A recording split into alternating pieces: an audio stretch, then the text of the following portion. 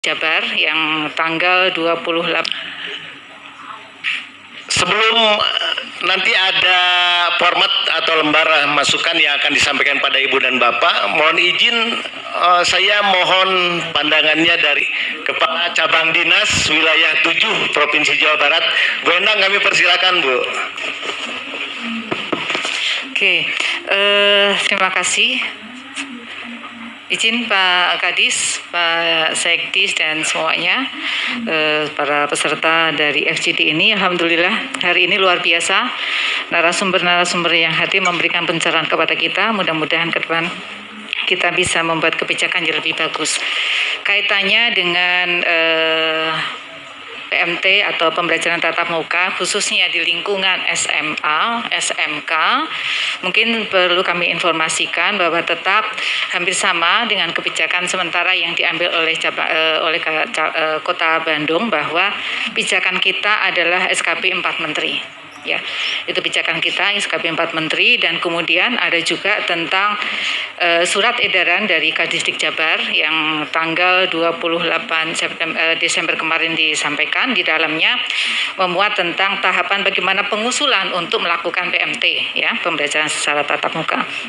Di situ ada tahapannya, Bapak dan Ibu, mulai dari pengisian, ya, sekolah harus mengisi daftar di Dapodik, kemudian ajukan permohonan, verifikasi, kemudian kepala sekolah berkirim surat ke Satgas di kecamatan dan kelurahan, kemudian ada juga Satgas dari kelurahan melakukan verifikasi, dan yang terakhir adalah cabang dinas melakukan koordinasi dengan kota, ya.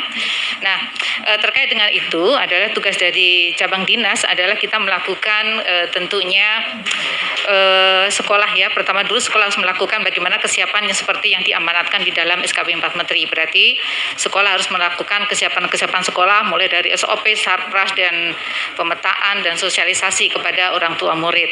Kemudian para pengawas juga harus melakukan pengecekan apakah yang sudah dilakukan oleh sekolah itu sudah memenuhi syarat atau tidak. Kemudian dari itu kami akan mengajukan kepada Satgas Covid di kota tentang sekolah-sekolah yang mengajukan tatap muka, ya. Jadi nanti cabang dinas pendidikan 7 yang membawahi Kota Bandung dan Cimahi akan mengajukan pembelajaran tatap muka. Tapi sekali lagi itu adalah pengajuan, ya, berdasarkan rekomendasi dari para pengawas dan Satgas di tingkat kecamatan dan kelurahan. Namanya rekomendasi kan tidak selalu harus diiniin, ya, harus selalu dilakukan. Nah, kemudian yang terakhir adalah bahwa kami tetap akan menunggu keputusan dari Satgas Covid di tingkat Kota Bandung, apapun itu.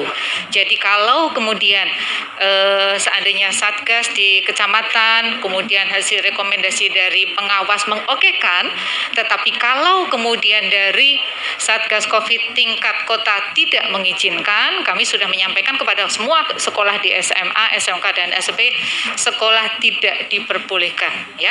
Jadi patokan akhirnya adalah keputusan dari Satgas Covid tingkat kota itu.